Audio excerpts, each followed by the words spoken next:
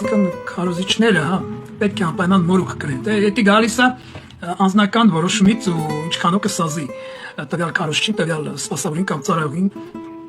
ասենք հովիվը կամ աստվածաբան մեկնական վերջը եկեղեցու սպասավորը կամ քահանայը, հա, դա գալիս է վարդապետական ուղղվածությունից։ Տվյալ եկեղեցում եթե վարդապետական ուղղվածությունն է այնպեսին է, որ պիտի տղամարդիկ մորուք կրեն, դա արդարության խորհուրդն է, արդարության նշանն է, փոքր ինչ մորուք կրեն, կամ որ երկար են պահում, այսինքն հարդարելուց գեղեցկանալուց կամ ուղղակի դա արդարության նշանն է։ Այդ տվյալ եկեղեցին պահպանողական կարգեր ունի։ Եվ մազերը անգամ չեն կտրում, քահանաներ կան, հա, ասենք սպասավորներ կան, եկեղեցականներ կան, որ եւ մազերը չեն կտրում տղամարդ, եւ մորուքը չեն սափրում, բայց կա որ լավ էլ սափրում են։ Օրինակ կաթոլիկ եկեղեցում համարյա կարելի ասել բոլորն էլ սափրում են։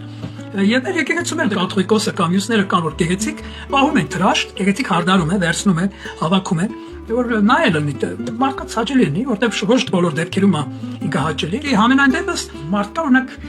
սիրում է որ ինքը գեղեցիկ նայվի, բոլոր կողմերով թե վարդապետական ուղղվածությունը եկեղեցու ինչպիսին է, կա որ լավ է թողում են երկար ու դա իրանց նորմալ է, նրանք այդպես են որոշում, այդպես էլ կարծում են պիտի դրաշտ պահվի, երկար մորուք պահվի, դա անձի որոշումից կան վարդապետական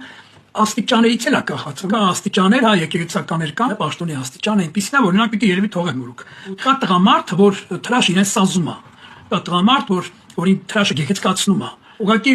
չեն նայվում այնքան, ինչքան որ թրաշը նրանց կարծես թե տեսքի է բերում ու նայվում են։ Մարդկա միջազգային պիտի նայել, էլի տեսքից էլ մարդի ուտվի։ Շատ հովիվներ կան, մորուք չունեն, թրաշում է, որտեվ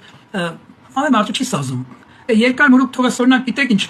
դա ադատ է, դա սովորություն է, դա բարք է, դա ավանդույթ է, կամ տվյալ համայնքի եկեղեցու վարդապետությունն է, այդպես որ պիտի պահեն։ Նոր կտակարի մեջ տալիս է, որ գեղեցիկ չի, որ տղամարդը մազերը երկարացնում է, երկար է պահում։ Վայել չի, որտեղ աստվածային պատկերով է նա պիտի կտրված լինի։ Դեպի Իսրայելում մենք տեսնում ենք, որ նազովրեցիները ոչ մազ են կտրում, ոչ մուրուս էին կտրում, ուխտավոր էին նազովրեցիները, որը Հիսուսը Նազարեթից էր եւ համարվում էր նազովրեցի բնականաբար, եւ Հիսուսը նույնպես նրան նկարագրում են մորուքով, երկար մազերով, հա, Հիսուսին որպես ուխտավորի։